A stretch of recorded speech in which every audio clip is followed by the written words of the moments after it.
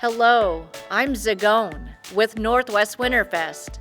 I invite you to learn more about the culture of Norway.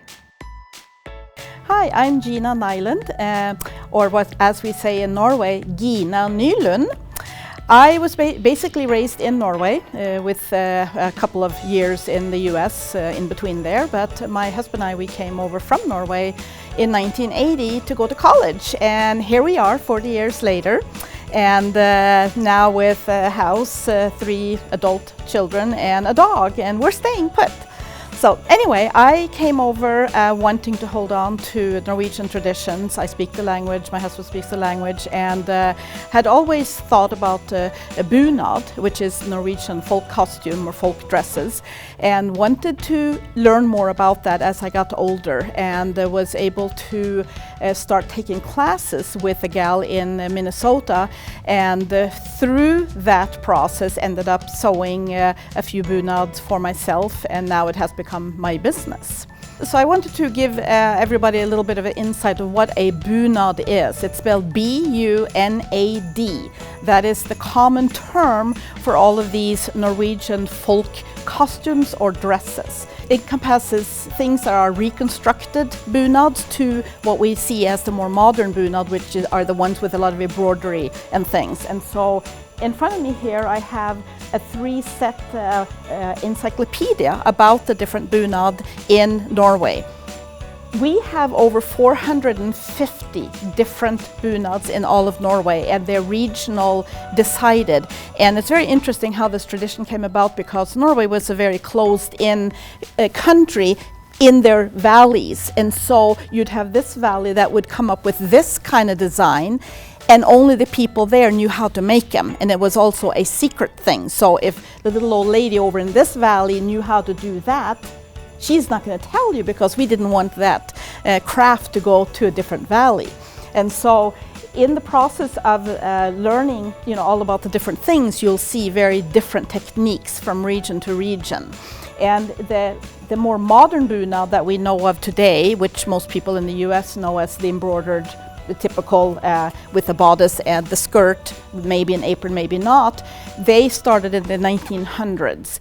Before that, we have now what we call the reconstructed folkedrakt, or the folk dresses, which were things that were hand sewed, and there may not be that much embroidery on it. And so a lot of people think this is the old that's been around forever. That's not true. These are the more modern, 100 years plus or minus. And then when you go to the folk dresses, and you'll see in these books I do have examples of both before and after of the industry, how it changed, especially when sewing machines came abroad, or came to existence. It was about around 1860, that's when the first sewing machine came, and then it became a really cool thing to sew your clothing with the sewing machine. And so you will find back in those days things that they would have the seams on the front, so people could see that, oh, I'm rich enough to have a sewing machine, so you would use that. We have now switched that completely around, so that a real nice bunad is one that's hand stitched. Now we're back to learning all the hand stitching.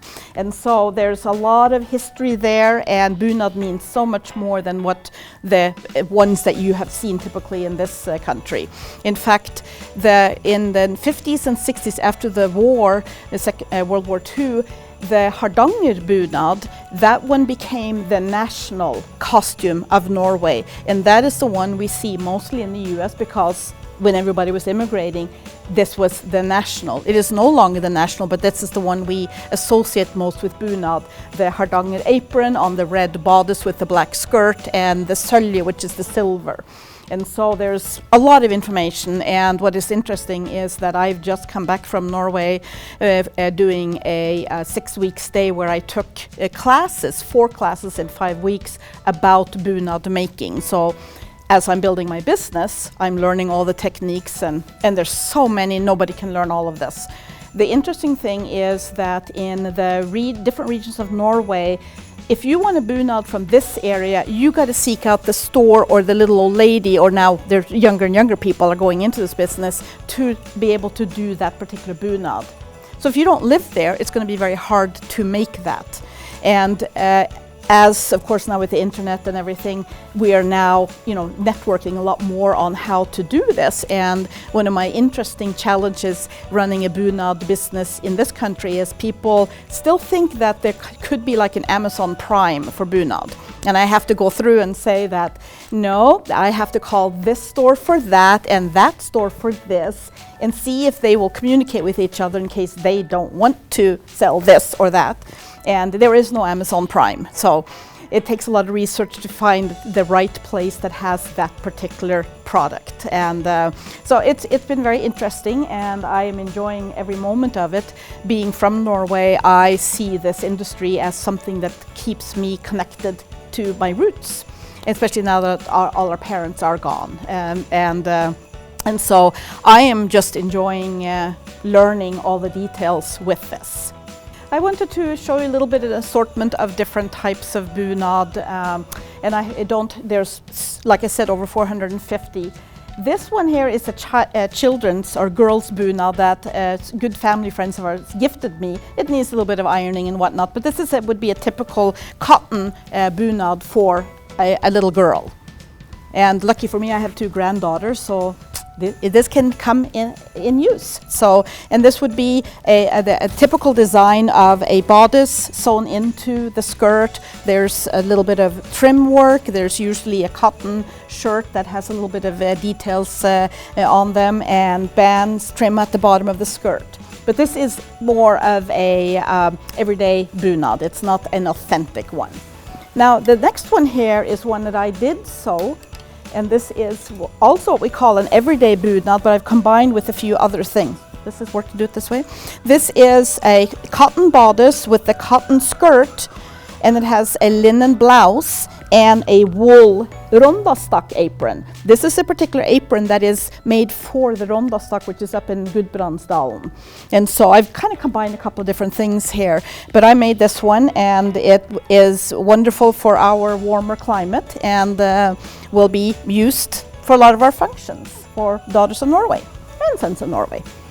And then the other one here is a cotton, also a cotton everyday bunad, where I used the linen for the apron on here, and you still have the same bodice in green cotton with the striped skirt in cotton, and all you need to do is put the white blouse inside, or it would be nice to put this one inside here too.